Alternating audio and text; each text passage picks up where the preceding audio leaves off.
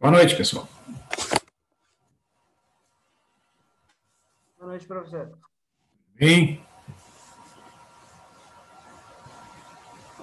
Tudo certo dentro da correria possível. Não entendi, Eduardo, que falou que cortou um pouco. Tá tudo certo dentro da correria possível. É verdade. Bem, pessoal, na verdade, até hoje eu ia olhar aqui, deixa eu só abrir o Moodle, eu já. A gente compartilhar aqui o nosso planejamento aqui, só um minutinho.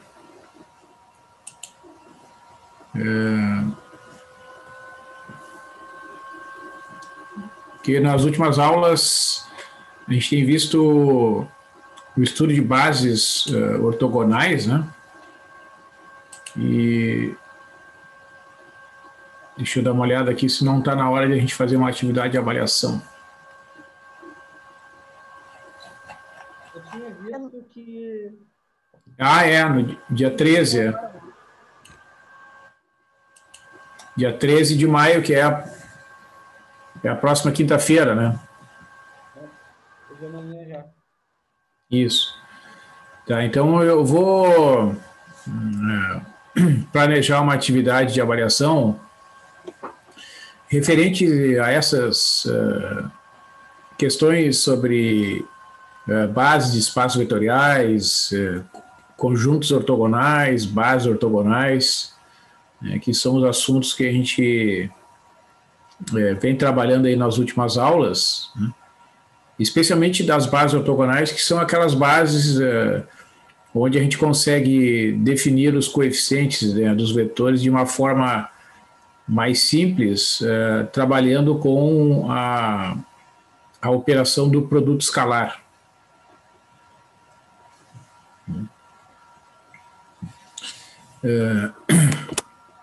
Porque, revisando um pouco aqui o que foi estudado, né, pessoal? No caso do R2, né, a gente tem a base canônica do R2, que é uma base que gera todos os vetores do R2 através da combinação linear mais simples possível, né? XY é x vezes o vetor 1, 0, mais y vezes o vetor 0, 1, né? E esses vetores, sendo linearmente independentes, formam uma base do R2. Então, o R2 ele tem essa propriedade, né? É um espaço vetorial de dimensão finita, e a dimensão do R2 é 2, né? Enquanto o R3, a base canônica, é formada pelos vetores 1, 0, 0, 0, 1, 0 e 0, 0, 1, né, que é a chamada base canônica do R3. Né? Da mesma forma, todo vetor XYZ é x vezes o vetor 1, 0, 0, mais y vezes o vetor 0, 1, 0, mais z vezes o vetor 0, 0, 1. Né? Então, nessas bases, que a gente chama de bases canônicas, a gente não tem nenhum esforço maior, né, na hora de definir os coeficientes de um vetor nestas bases, né? São combinações lineares resultantes de forma imediata, digamos assim. Só que existem outras bases, né, e existem outras formas de representar os vetores, tanto do R2 quanto do R3. A gente viu bases diferentes, né, das bases canônicas. E no cálculo dos coeficientes numa base qualquer, num primeiro momento, né, a gente fazia sempre o desenvolvimento de um sistema de equações lineares, né? A gente faz lá um cálculo expressando o vetor genérico do espaço vetorial em função dos elementos da base, e aí o desenvolvimento dos cálculos leva, né, à necessidade da gente resolver um sistema de equações lineares. E após a resolução, então, a gente consegue achar os coeficientes, né, naquela base qualquer. Esse procedimento ele é um procedimento demorado, né, e ele tem uma característica, né, ele não pode ser generalizado para outros espaços vetoriais, né? Então, o conceito de produto escalar que a gente introduziu, né, que é uma operação que pode ser generalizada para outros espaços vetoriais, né, num conceito mais geral que chama produto interno, permite a definição, a determinação dos coeficientes de um vetor qualquer numa base ortogonal, usando exatamente o produto escalar. Né? Então, isso é uma vantagem, tá, desta operação, porque ela vai te isentar, né, vai te livrar da necessidade de resolver um sistema de equações que, em geral, demanda mais tempo, né, requer um esforço maior do que o uso das propriedades decorrentes, né, do produto escalar, em particular o cálculo dos coeficientes de vetor numa determinada base. Né? Então, na semana passada, né, eu deixei ali um material, no final tinham alguns exercícios, né? Então eu vou retomar ali a partir daqueles exercícios, vamos ver aqui como a gente pode usar essa propriedade, né, para explorar e determinar os coeficientes de um vetor qualquer numa base ortogonal. Né? Não sei se vocês têm alguma pergunta, alguma observação.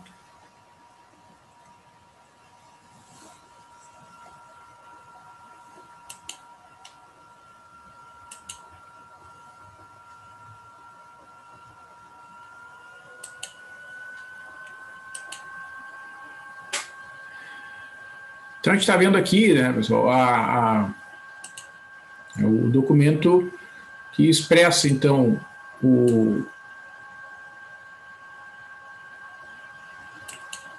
aqueles exemplos da aula passada, né? E a gente tem aqui dois exercícios, né, no final. Né? Então pede para, no exercício 1, né, considerar a base formada pelos vetores 1, 1 e menos 1, 1, né, que é uma base ortogonal do R2. Né? Então pede para expressar um vetor qualquer, xy, pertencente ao R2, na base B, usando a ortogonalidade. Né? Então, observar que nesse conjunto, né, que a gente está chamando aqui de base B, a gente tem, vamos supor, vamos chamar aqui o primeiro vetor de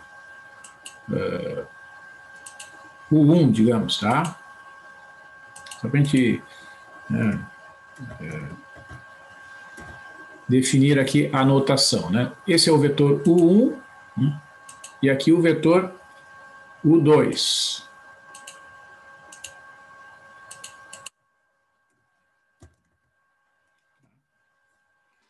Então, eu já chamei a atenção, né, para essa questão, né, quando a gente tem um conjunto de vetores, né, não nulos, que é o caso aqui, né, são tanto o vetor U1 quanto o vetor U2, né, são vetores diferentes do vetor nulo. Né? Tá? Então, sim, pessoal, uma coisa importante, né, vocês lembrem lá que, né, para garantir, né, que um conjunto é uma base, né, inicialmente, né, a gente estava fazendo, pela definição, né, demonstrando que o conjunto tinha duas propriedades. Né, era um conjunto ortogonal e, ao mesmo tempo, é um conjunto um conjunto linearmente independente e, ao mesmo tempo, gerava todo o espaço vetorial. Tá? Então, aqui, ó, quando a gente estuda o produto escalar, né, a gente pode fazer a demonstração de que o conjunto é linearmente independente usando também a ortogonalidade. Né? Então, se a gente fizer o produto escalar do vetor U1, né, vamos escrever aqui, o vetor U1, produto escalar com o vetor U2, né? Isso aqui vai dar 1 vezes menos 1, né, mais 1 vezes 1. Né? Então, é menos 1 mais 1, que é igual a 0. Né? Então, como os vetores são ortogonais, né, e não nulos, né, o conjunto o B, né, é linearmente independente. Tá? Tu não precisa fazer uso daquela definição, né, fazer uma combinação linear dos vetores igual ao vetor nulo e demonstrar que a única solução do sistema correspondente vai ser a solução trivial. Tá? Quando a gente tem vetores ortogonais não nulos, que é o caso aqui, um conjunto formado só de dois vetores, então só existe a possibilidade, né, do vetor U1 ser ortogonal ao vetor U2, esse é o único par possível de ser analisado, isso automaticamente garante que o conjunto é linearmente independente. Né? Como o espaço vetorial R2, como o espaço vetorial R2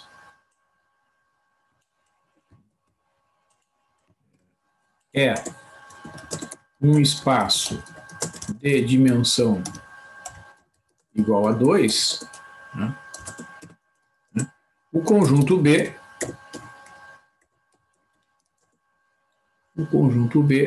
é uma base.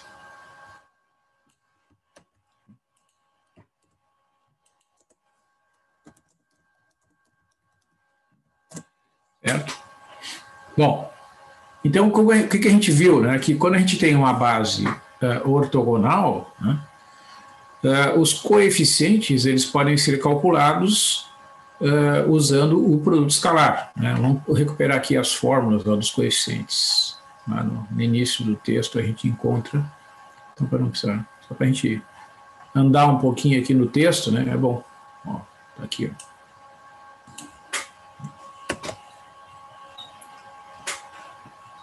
Aqui no texto a gente tem a fórmula de cálculo dos coeficientes. Tá? Nós temos o seguinte, vamos escrever as fórmulas aqui. Que o A1, né, e o A2, eu vou colocar aqui, depois eu edito. Ó. Nesse caso, né, nós só temos dois coeficientes a serem calculados, né, porque a gente está trabalhando com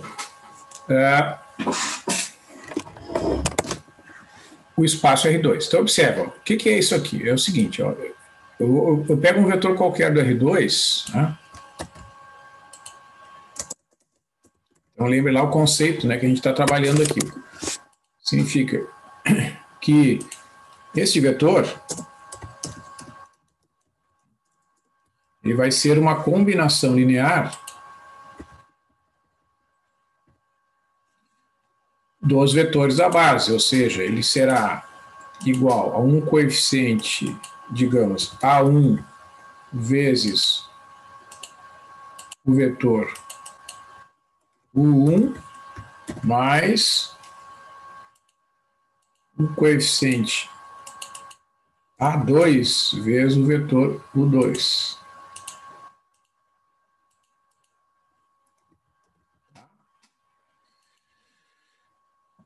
Certo? E o que nós vimos? Então, que o cálculo desses coeficientes é dado por essas fórmulas aqui. O A1 é o resultado desta fórmula e o A2 é o resultado dessa fórmula. Quando é que são válidas essas fórmulas? Quando a base, vou escrever aqui, é uma base ortogonal. Né? Quando a base em que a gente está expressando este vetor é uma base ortogonal. Então, vale, né, a propriedade. Ó. Então, a gente vai desenvolver, né, de acordo com esta fórmula. A gente vai botar um símbolo aqui da divisão. Né? Ó, o vetor V é xy. Né? Ele vai fazer o produto escalar com o vetor 1, né? E no denominador é o produto escalar do vetor 1 por ele mesmo.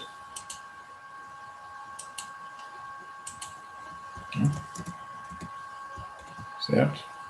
Então vejam a simplicidade, né, do desenvolvimento desse cálculo aqui, se vocês lembram lá, né, comparado com a resolução de um sistema de equações, que tem que fazer operações do método de Gauss, etc, etc. Né? Então, fazendo o produto escalar, né? No numerador a gente vai ter x vezes 1, né? Mais y vezes 1, e no denominador 1 vezes 1 mais 1 vezes 1. Né? Ora, isso aqui vai dar direto, né? Então, digamos assim, ó, vamos botar aqui o símbolo da numerador x mais y, denominador 1 mais 1. Né? Então, né? X mais y sobre 2. Né? Enquanto no denominador, né, a gente vai ter essa mesma expressão aqui, vou copiar aqui, ó, e vou... Bom, qual é o vetor U2? É o vetor menos 1, 1, né? Tá ali, ó. Menos 1 e aqui menos 1.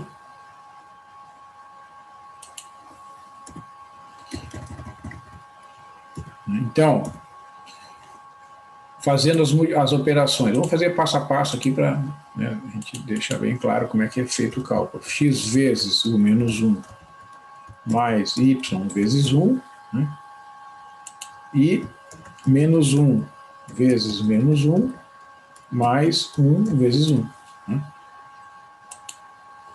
Então, vai ficar menos x mais y. Né?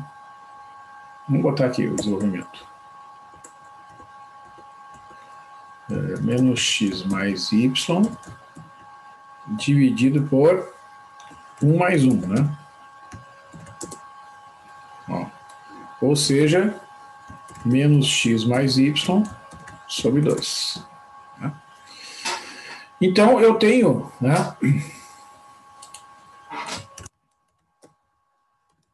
conclusão aqui desse cálculo, né, que o vetor V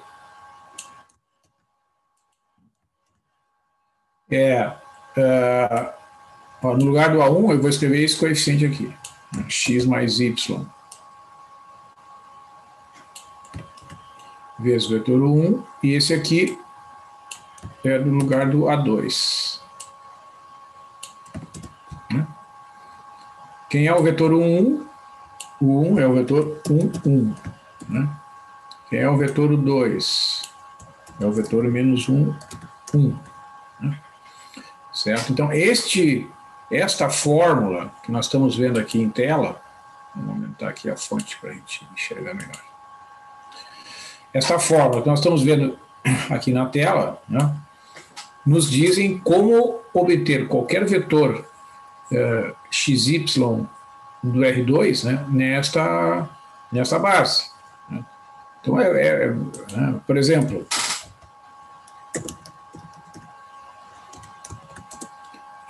digamos que eu pegue lá o vetor, sei lá, vou pegar um vetor qualquer aqui. Vamos usar o vetor 4, 10. Né? Ó. Então, a gente tem que o x é 4 e o y é 10. Né? Então, pela fórmula que está escrita aqui, né, para eu obter o vetor 4, 10, eu tenho que substituir aqui o x por 4 e aqui o y por 10. Né? Aqui menos 4 mais 10, ou seja, fazendo as contas aqui, né, aqui vai dar 14 dividido por 2, né, isso aqui vai dar 7. E aqui menos 4 mais 10 dá 6, dividido por 2 dá 3. Né, então isso aqui dá 3. Né. Ou seja, eu posso dizer, né, que o vetor V, né, posso dizer que o vetor V, como se diz, né, na notação usual aí dos livros de álgebra linear, né, o vetor V representado na base B, né, é o vetor 7 e 3. Vou botar ponto e vírgula aqui para separar a primeira coordenada. Vamos botar aqui como vetor coluna, ou vamos botar como transposto, é mais fácil, né? Vamos botar transposto. 7,3. Né? Tá? Então, ou seja, nesta base, né, para eu obter como resultado final o vetor 4,10, eu tenho que fazer esta combinação. Então é importante enxergar, né, esta igualdade aqui como sendo, então, uma representação do vetor 4,10. Ó, lembra?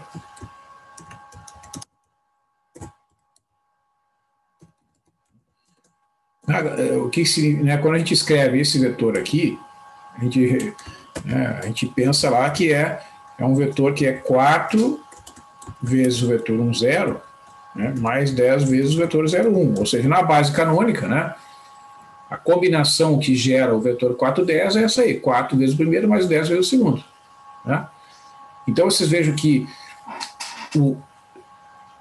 uma vez que a gente muda a base, né, então os coeficientes que geram a combinação linear, cujo resultado é o vetor 4,10, né, passam a ser 7 e 3. Então, nesta base, ele é o vetor 7,3. Tá? Por isso que quando a gente não usa, quando a gente representa um vetor numa base diferente da base canônica, a gente usa esse subscrito aqui, né? Certo? Então, por exemplo, quer ver? Ó? Dado o vetor. Ó. Agora eu vou fazer o exemplo inverso, digamos assim. Digamos que eu chame lá o vetor W, que na base B é igual ao vetor 24, né? Certo? Vou botar um outro número aqui, menos 4. Né? Então, eu quero expressar, expressar esse vetor na base canônica do R2. Vou pegar o R2 lá de cima.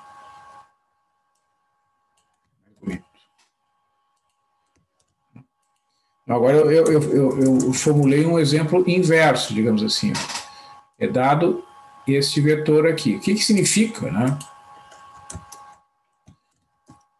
Ó, o W, esse vetor aqui, escrito dessa forma, né, equivale a dizer que o W é igual a 20 vezes o vetor 1, 1, mais menos 4 vezes o vetor menos 1, 1. Tá? Isso significa dizer que esse vetor, né, ó, este vetor representado nessa base tem esses coeficientes. Ó. Ele é o resultado da combinação linear que tem o 20 na primeira posição ali, que multiplica o primeiro vetor da base, e menos 4, que multiplica o segundo vetor da base. Então, se eu desenvolver esses cálculos aqui, ó, vai dar 20 e 20. Né? E aqui na segunda multiplicação, vai dar 4 e menos 4. Né? Ou seja, o vetor resultante vai ser 24 e 16. Ó, certo? Então, na base canônica, esse vetor, esse é o vetor W igual a 24, 16, tá? Certo?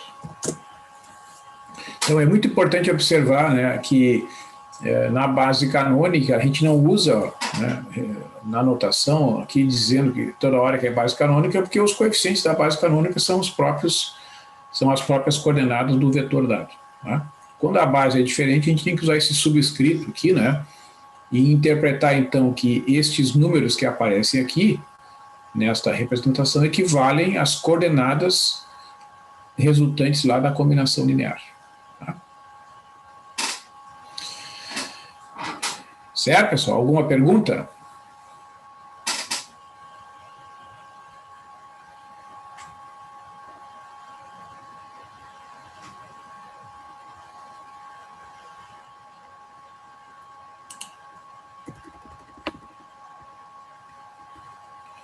Bom, então aqui, ó, nesse outro problema, que é o exercício 2, né,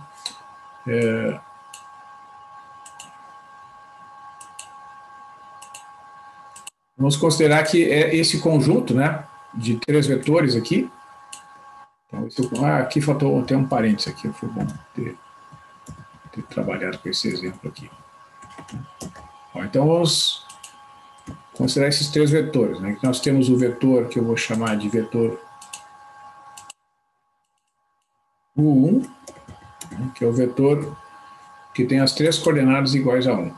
Aqui o vetor U2, que é o vetor menos 1, 0 e 1, e o vetor U3.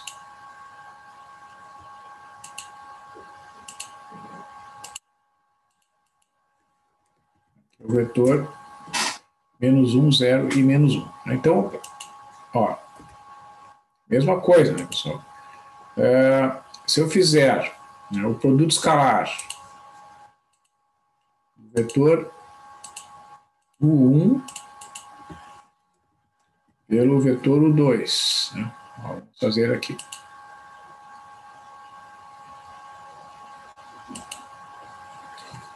Não sei por que está essa fonte tão grande aqui, eu vou ter que diminuir essa fonte. Ó. Então, vou escrever aqui 1, 1, 1, né? Produto escalar menos 1, 0 e 1. Né?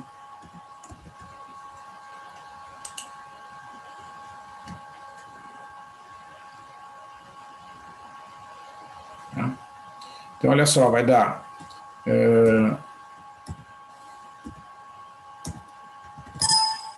Me deu uma travada aqui no meu...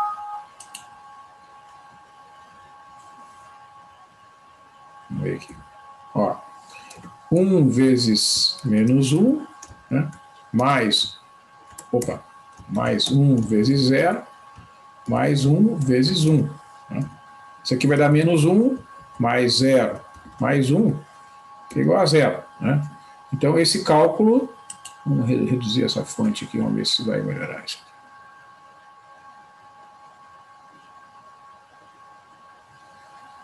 Tá. Ó. Esse primeiro cálculo, né? O produto escalar do vetor U1 pelo vetor U2, sendo igual a 0, né? Esse resultado garante que o vetor U1 é ortogonal ao vetor U2. Né? Então, o vetor...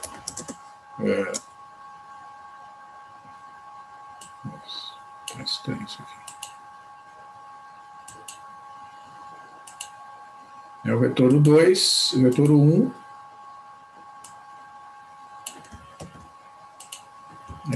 Vamos escrever só aquela notação lá do símbolo que é mais fácil, né? Onde é que está o símbolo da... Então, aqui. Então, vamos deixar assim. O vetor 1 é ortogonal ao vetor 2. Agora eu vou calcular o produto escalar do vetor U1 pelo vetor U3. Então vai ficar o produto escalar desses 2 vetores. Não, mas aí não vai dar, né, pessoal? Eu acho que aqui... eu fiz a conta que antes deu menos 2, esse deu, até achei estranho. Então isso aqui acho que não vai dar. Até foi bom fazer aqui, porque daí a gente vai ter que conferir. Né? Realmente vai dar menos 2, né?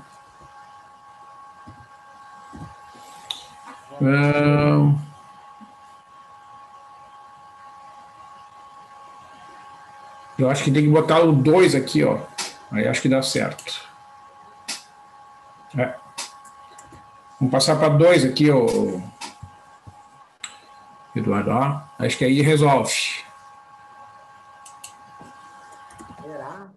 Hã? Vamos ver depois, vamos ver. Pode ser que sim. Isso, vamos ver. Vai ficar 1 vezes menos 1, mais 1 vezes 2, mais 1 vezes menos 1. Ó, menos 1 mais 2 mais menos 1 é igual a 0. Né? Então, o 1 é ortogonal ao 3. E agora, a gente faz do o 2... O 2 com o 3. O 2 escalar o 3. Se esse der certo, aí tá bom, né? Aí vai funcionar. O 3.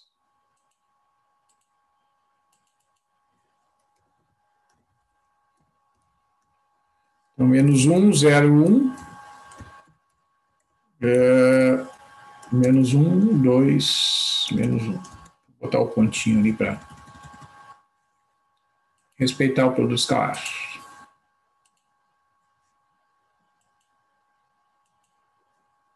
Então, menos 1 vezes menos 1, mais 0 vezes 2, mais 1 vezes menos 1. Tá?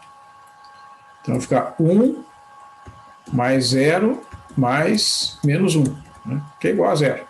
Ó, então deu certo. Ó. Então, o 2, né? O 2 é ortogonal ao 3. Tá. Então, feita a correção, nós temos realmente um conjunto que é uma base ortogonal da R3. Né? Então, o conjunto dado é uma base ortogonal do R3. Tu tinha feito esses cálculos, Edgar? Não, estava fazendo agora aqui junto com acompanhando a aula. Aham. Aí tu viu que não estava dando zero?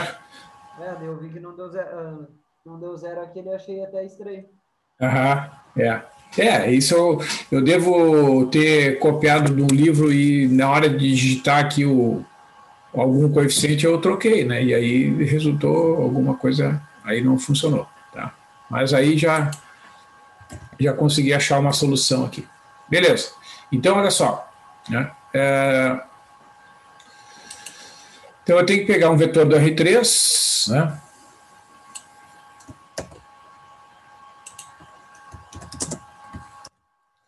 O que a gente sabe lá do cálculo, né, anterior? A gente tem que o V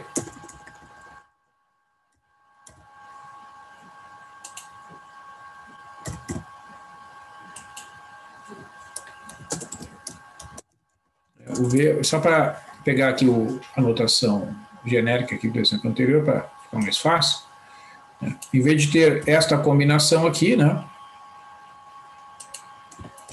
tu terá o A3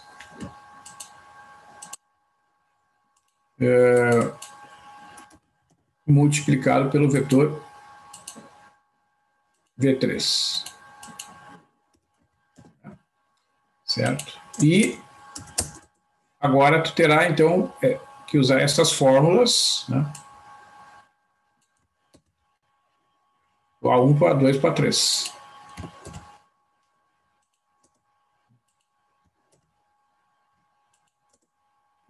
Eu edito aqui. Ó. Então, o A1 está aqui, o A2, né, será o resultado da aplicação da fórmula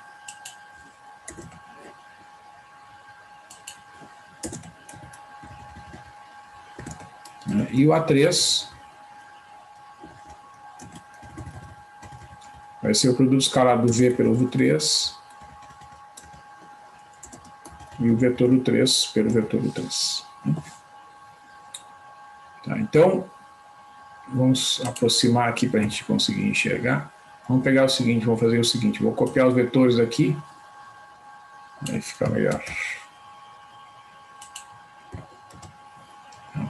Então, nós teremos que calcular o produto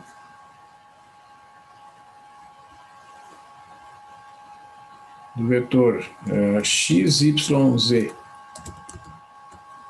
pelo vetor 1, 1, né? E aqui no denominador, o vetor 1, 1, por ele mesmo. Né?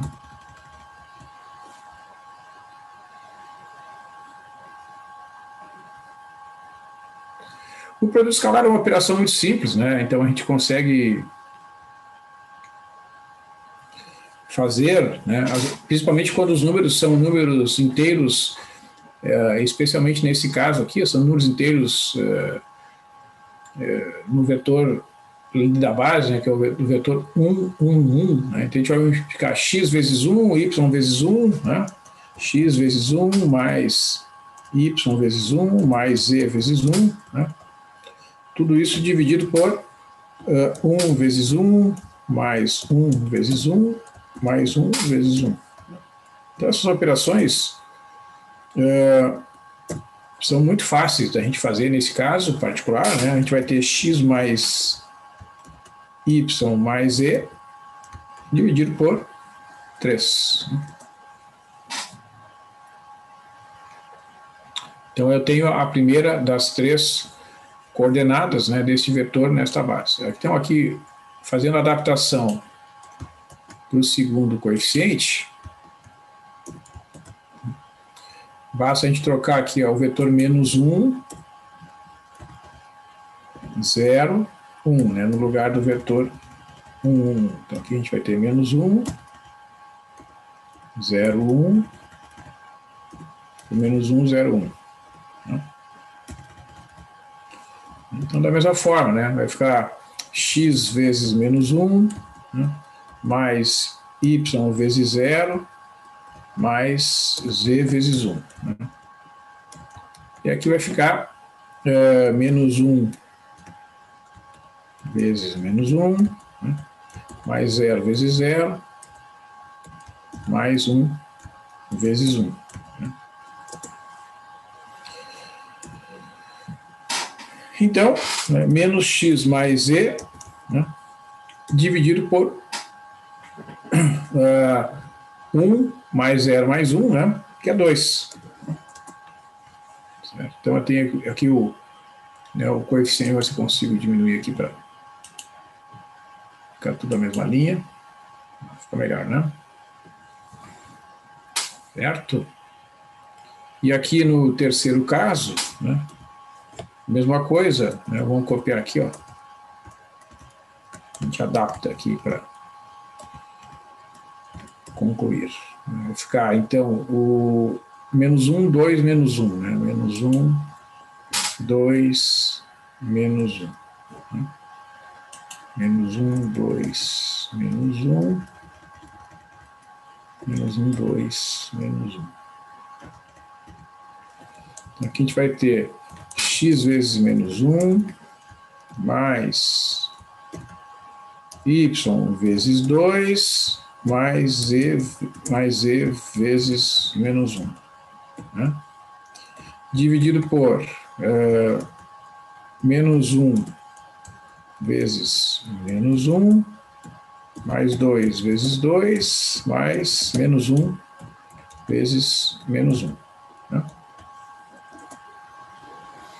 Então, vou escrever aqui na outra linha. O A3 será menos x mais 2y menos z, né? Dividido por 1 mais 4 mais 1. Né? Então, isso aqui resulta em menos x mais 2y menos z, dividido por 6. Né?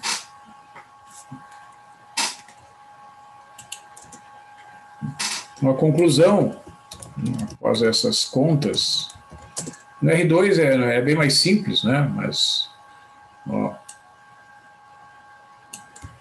se a gente copiar aqui, né? No lugar do A1, a gente vai copiar essa expressão.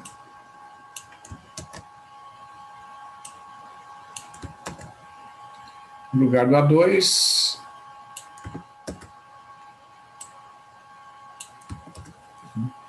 e esse aqui no lugar do A3.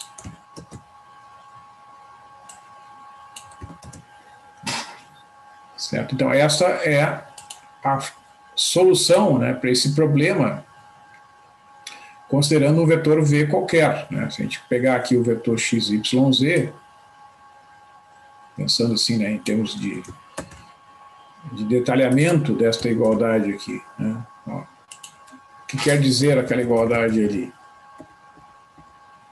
Né? Que o vetor x, y, z vai ser o resultado desta combinação, onde o vetor 1, 1, 1. Opa, ver se eu consigo capturar ele aqui. Esse é o vetor. Né? Esse aqui é o vetor menos 1, 0, 1. Né? Certo? Menos 1, 0, 1. E esse aqui é menos 1, 2 e 1. Vamos reduzir essa fonte para isso aí. Vai ser possível enxergar tudo aqui. Ó.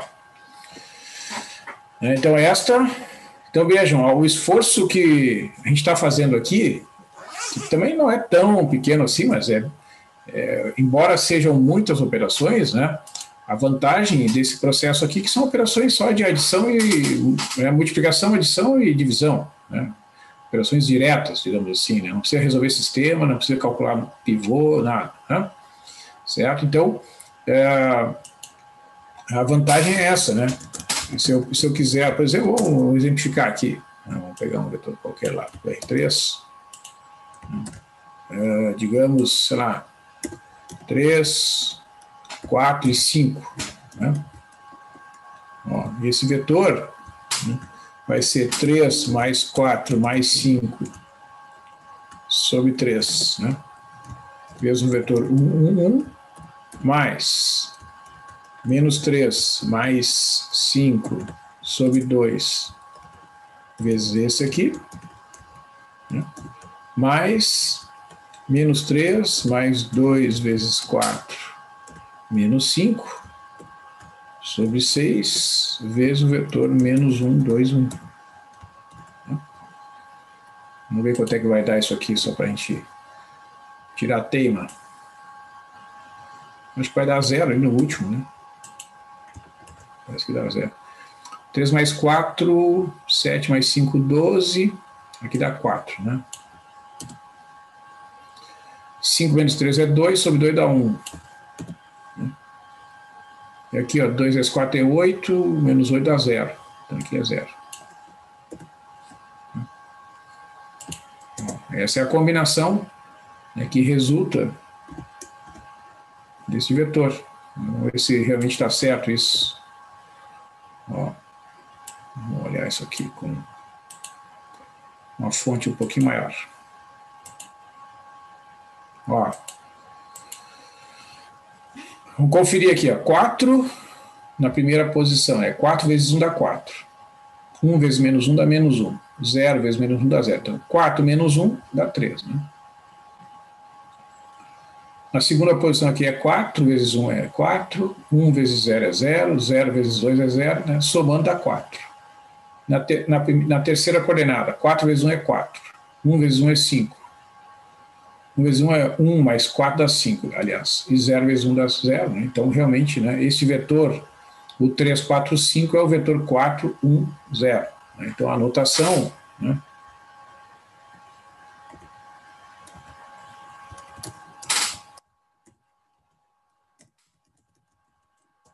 vou chamar isso aqui de V, né? Bom, aqui não vou botar o V, porque senão vai ficar difícil de enxergar. Né? Então, a notação é que o vetor V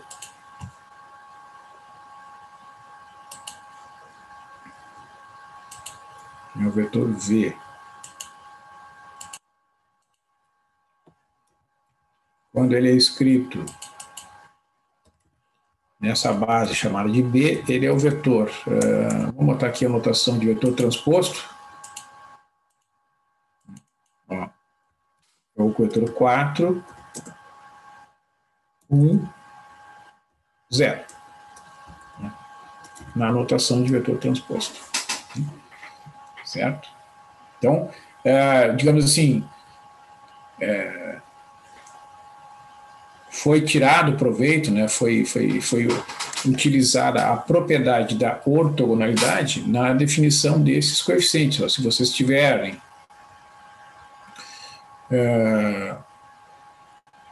que calcular estes coeficientes, o A1, o A2 e o A3, né, através de resolução de sistemas, e até se vocês quiserem, né, para verificar, vocês vão ver que vocês vão fazer um esforço muito maior do que esse aqui no cálculo das coordenadas. Eu não sei, algum de vocês tentou fazer por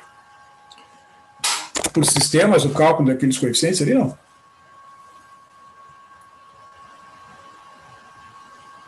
Eu não. Não tentou. Tá. Bom, de qualquer maneira, né, fica aí a sugestão. Ó. De repente, vocês tentarem fazer por sistemas, né, vocês já sabem a resposta, né? Certo? Aí vocês vão ver, se vocês tentarem fazer, que vai ser bem mais trabalhoso do que esse cálculo aqui aplicando a ortogonalidade. Tá? E assim, para ilustrar também a utilização inversa, né? Ó, exemplo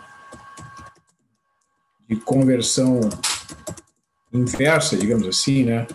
Dado o vetor, vou pegar aqui um vetor qualquer aqui.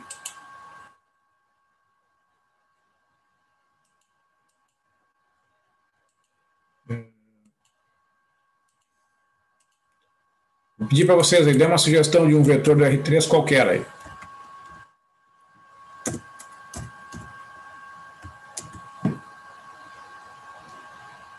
Ela menos 2, 0 e 7. 7. Tá. Então, eu estou dando esse vetor, né, na base B. Né? Então, eu quero calcular, né, o vetor WV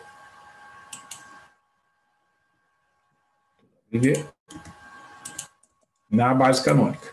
Tá? O R3. Depois eu ajeito ali. Então, observa, o que significa, né,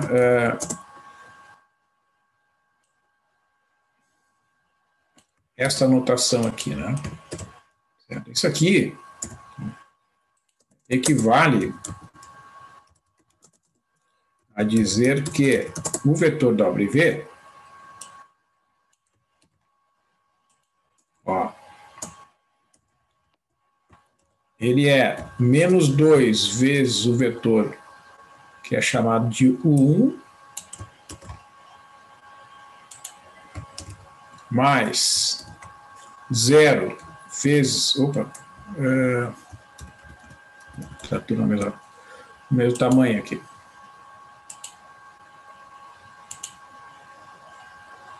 Mais, então, 0 vezes o vetor U2, né, mais 7 vezes o vetor U3. Então, essa é a principal questão, né, que a pessoa tem que compreender para usar essa igualdade. Ó. Dizer que um vetor qualquer, né, nesta base tem estas coordenadas, significa dizer que esse vetor, que é chamado de W, né, ele é o resultado desta combinação. O primeiro vetor da base multiplicado por menos 2, o segundo vetor da base multiplicado por 0 e o terceiro vetor da base multiplicado por 3. Então é muito importante aqui, pessoal, nesse desenvolvimento, a ordem. Tá? Os vetores lá daquele conjunto que foi dado inicialmente, né?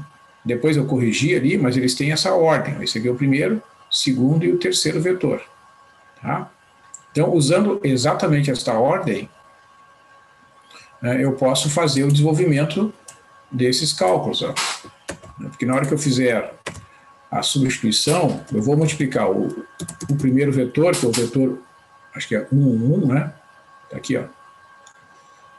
Eu vou multiplicar por menos 2. O segundo vetor, bom, ok, o segundo vetor não vai fazer muita diferença, mas de qualquer maneira, né? Ele está ali marcando a presença dele ali. E o terceiro vetor, que era Menos 1, 2 e 1.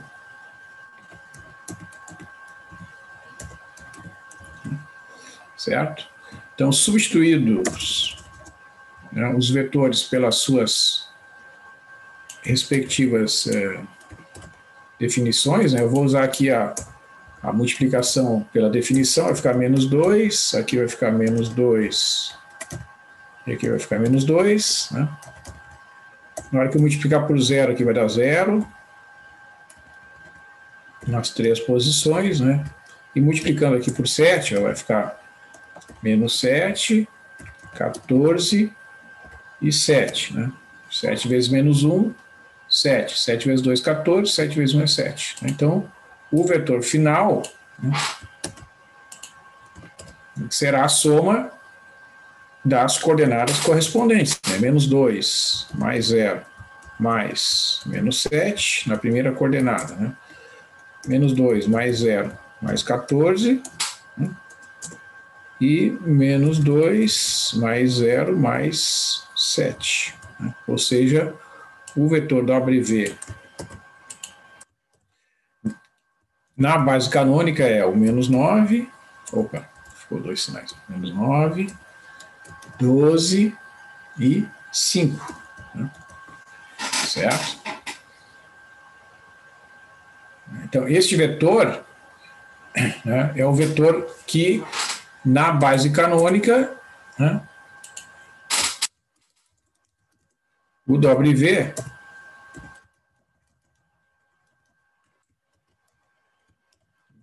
ele é resultado desta combinação. Ó.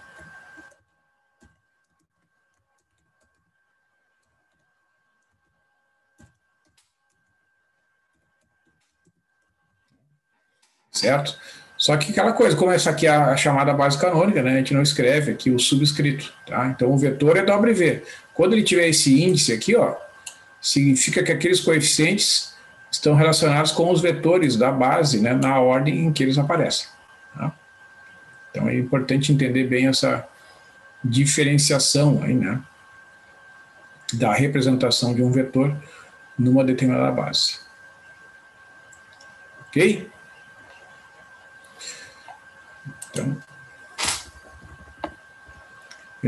deixa eu só procurar uma coisa aqui, ver se eu vou... Vocês lembram que a gente fez aí, umas aulas anteriores, eu coloquei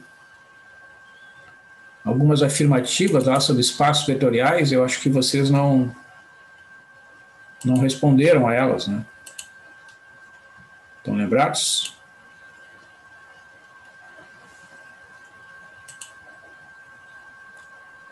Uhum, professor. Chegou a fazer a primeira e a segunda em aula até. Né? Eu fiz a primeira e a segunda, exatamente. Eu cheguei, acho que fiz uma aqui, mas eu não tenho certeza se estava certo. Eu não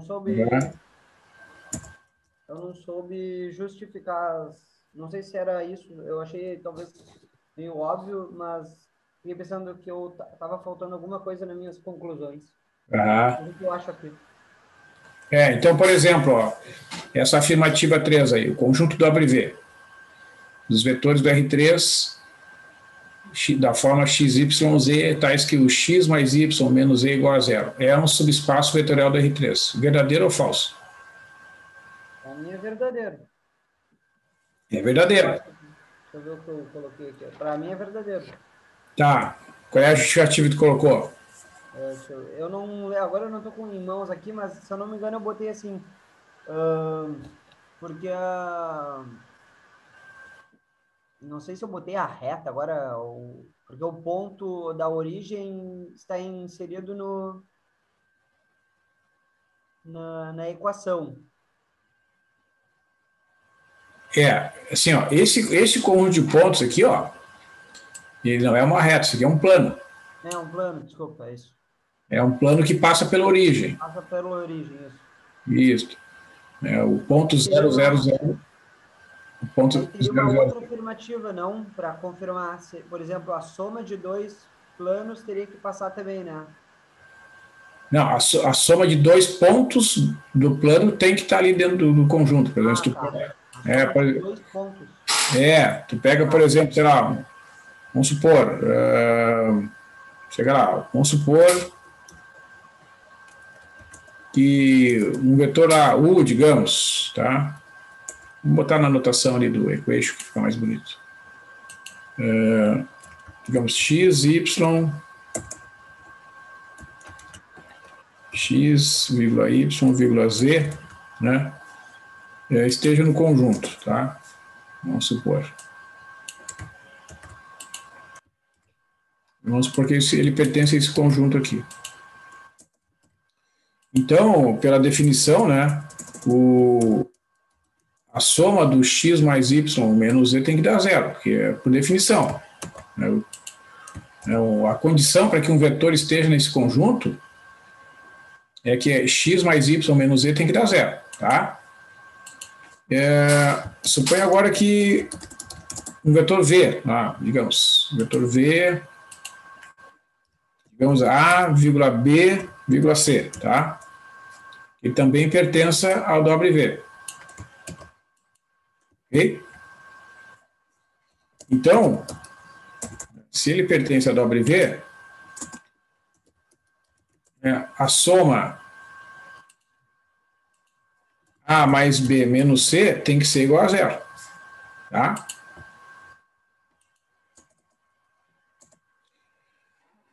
E essa é a condição. Ó. A primeira coordenada somada com a segunda menos a terceira tem que dar zero. Tá? Aí, se tu somar os dois vetores, tá?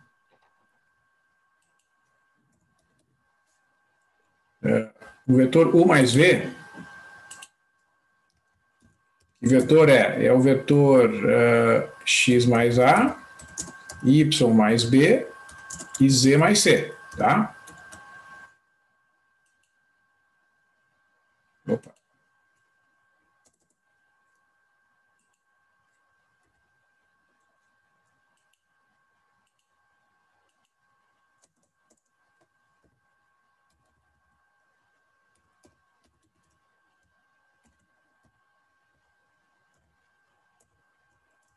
Ok?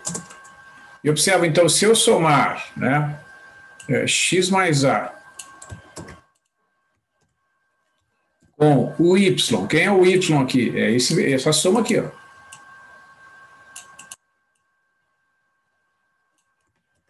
Mais o y mais b. Menos, quem é o z aqui? É o z mais c. Então tem que somar desta forma, ó, né? X mais y menos z. X mais y menos z. Quanto é que vai dar isso? É só usar a propriedade distributiva e associativa. Ó. É a mesma coisa que x mais y menos z, né? Somando aqui, ó, x mais y menos z, mais a mais b menos c. É só escrever na ordem, né? Isso aqui vai dar zero mais zero, que é igual a zero. Né? Portanto, a soma dos dois vetores está lá dentro do conjunto. Né?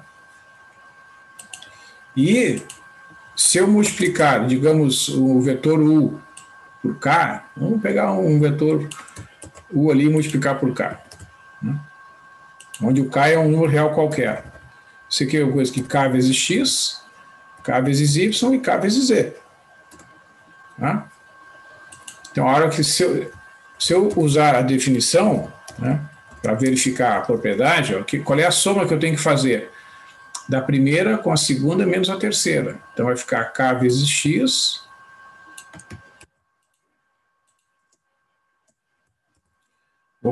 K vezes X mais K vezes Y menos K vezes Z. Né? Se eu colocar o K em evidência, fica X mais Y menos Z, ou seja, é K vezes zero, que é igual a zero. Né? Ou seja, satisfaz a definição de subespaço vetorial, né?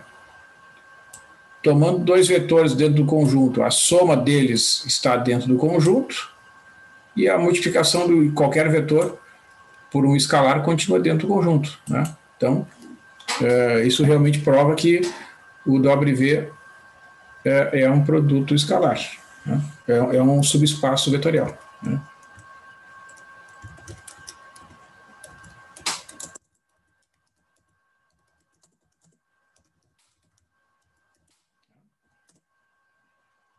Então, realmente é verdadeiro, né?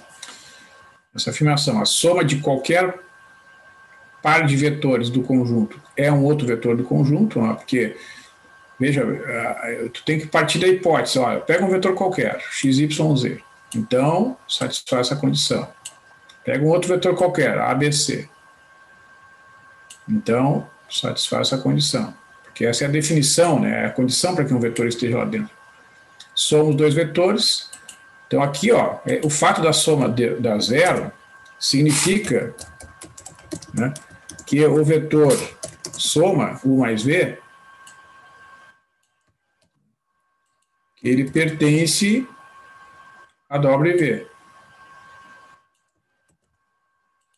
Esse vetor pertence a W. Tá?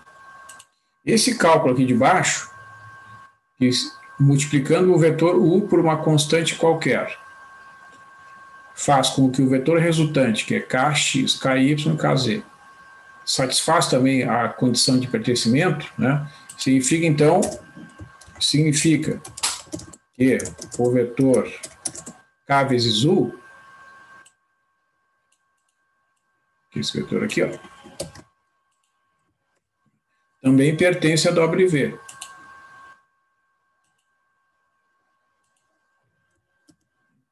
Então, quando essas duas condições são satisfeitas, a afirmação é verdadeira. O conjunto é um subespaço vetorial do R3. E é um plano que passa pela origem, né? É um subespaço de dimensão 2. Essa questão número 4 aqui, ó, diz o seguinte: o conjunto dos pontos do R3 tais que x mais y menos e igual a 2 é um subespaço vetorial do R2. Verdadeiro ou falso?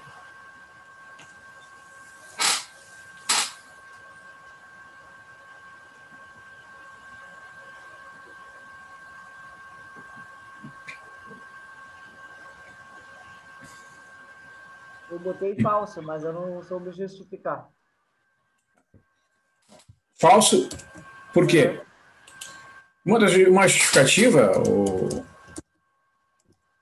Eduardo e Bruno, é o fato seguinte, que o ponto, que é a origem do R3, não pertence a esse conjunto.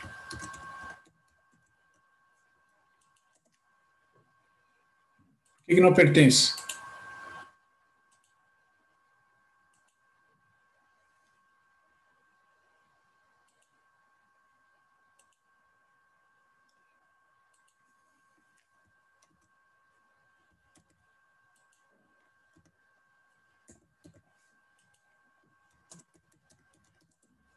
Por que a origem não pertence a esse conjunto W aí? Era só fazer isso. Eu pensei nisso, mas eu achei que tinha que ser algo mais complexo, porque é só fazer 0 mais 0 menos 0 é diferente de 2. Exatamente. E para ser subespaço vetorial tem que conter a origem do espaço vetorial todo. A origem do R3 é o 0, 0, 0. Qualquer conjunto que não contém a origem não pode ser subespaço vetorial do R3. É isso mesmo. Se faz essa conta aqui, né, vai ficar 0 mais 0 menos 0, né, aqui dá 0, que é diferente de 2. Essa é a justificativa que nos garante, né, que esse ponto não pertence ao conjunto W. Se ele não pertence ao conjunto W, esse conjunto não é um subespaço vetorial do R3. Tá? Para ser subespaço, obrigatoriamente tem que conter o vetor nulo. É isso mesmo. Questão 5. Esse conjunto aí é um subespaço vetorial do R2?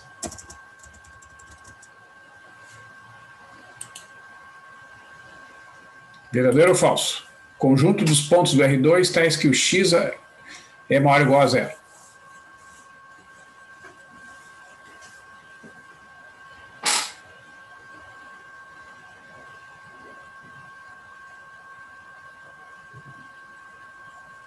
Essa daí eu procurei, eu me lembro que eu procurei na internet até e eu não achei o que eu queria, mas eu acho que é verdadeiro por causa daquele maior ou igual.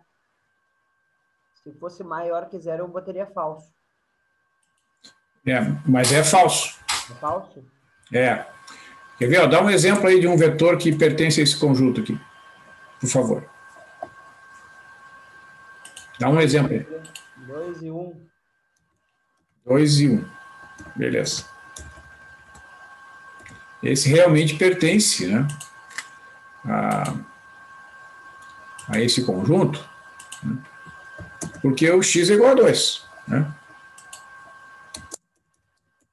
Certo? O x é igual a 2. Pertence àquele conjunto ali.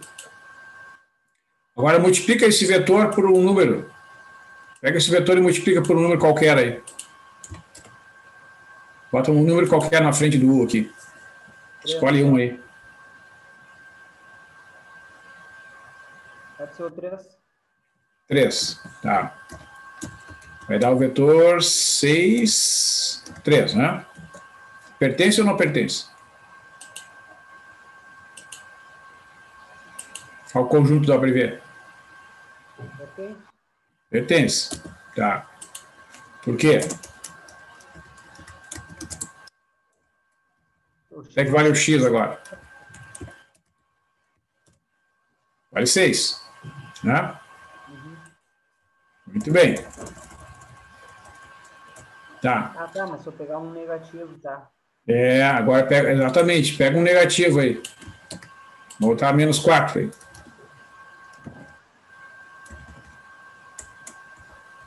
Essa é a questão, né? Se tu multiplicar por menos 4, vai dar menos 8 e menos 4. Né? Aí não vai pertencer, ó.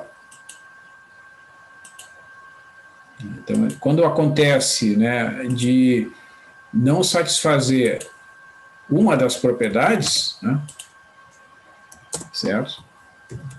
Que agora o x é igual a menos 8.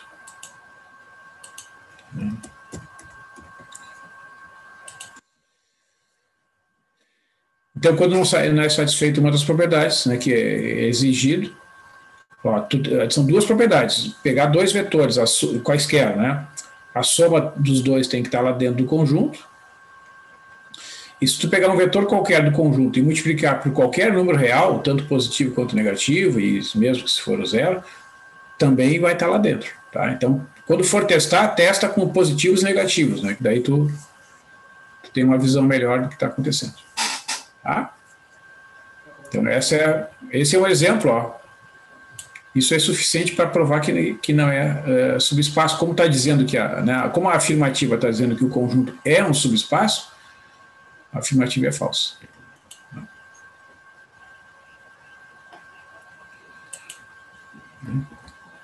E essa aqui é número 6, conjunto do W das matrizes em que a primeira linha é A e B, onde o A e o B são números reais quaisquer, né? Segunda linha é 0 e 0. É um subespaço vetorial da R2. Das matrizes 2 por 2. Verdadeiro ou falso? Isso eu não sei. Porque eu me lembro até numa aula que tu introduziu ali, fez assim com matriz e eu não peguei direito, não lembro. Se tivesse que chutar, ia chutar verdadeiro ou falso? Eu chutaria verdadeiro. É verdadeiro. Porque, olha só, se tu pega duas matrizes, tá? Imagina duas matrizes. AB 0, 0, somada com, sei lá, C e D. Né? 0 e 0. São duas matrizes, né, dentro do conjunto, certo? Uhum. Qual vai ser a matriz resultante? É A mais C e B mais D e o outro ali 0 e 0. 0 e 0. Que tem o mesmo formato daquela matriz lá.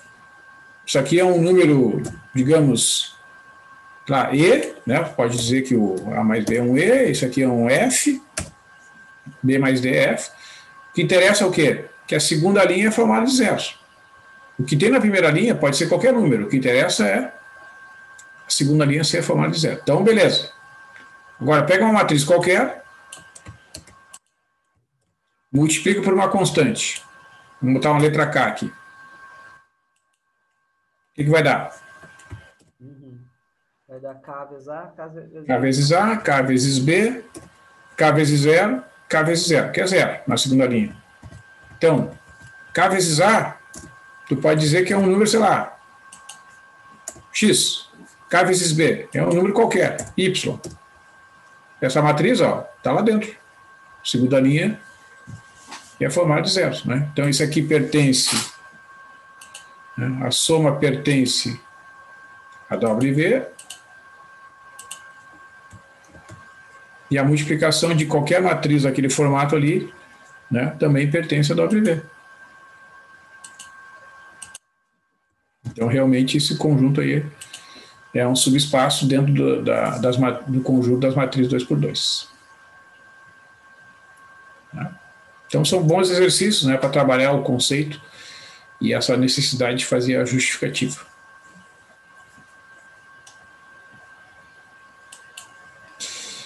Certo, pessoal? Então, assim, acho que foi a Bruna que perguntou ali no chat.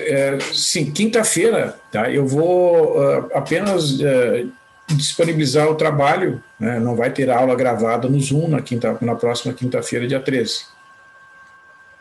Então, ao longo do dia, né, eu vou postar o trabalho ali, não sei exatamente a que horas ele vai estar disponível, né?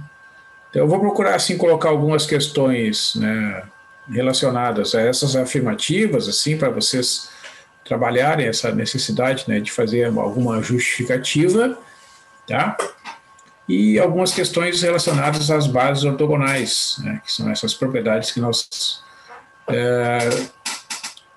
estivemos trabalhando aí nas últimas aulas para, digamos assim, consolidar, né, este conceito e a importância, né, da propriedade da ortogonalidade na determinação de coeficientes de um vetor, tanto R2 quanto R3. A gente não vai trabalhar com espaços vetoriais como R4, R5. Eu sei que alguns livros, né, alguns autores apresentam exemplos envolvendo espaços vetoriais de dimensões maiores do que 2, do que 3, mas nós não vamos trabalhar, são apenas cálculos repetitivos, e como a gente não tem, né, a possibilidade de representação geométrica, eu não vejo um ganho expressivo em trabalhar com esses espaços vetoriais de dimensões maiores.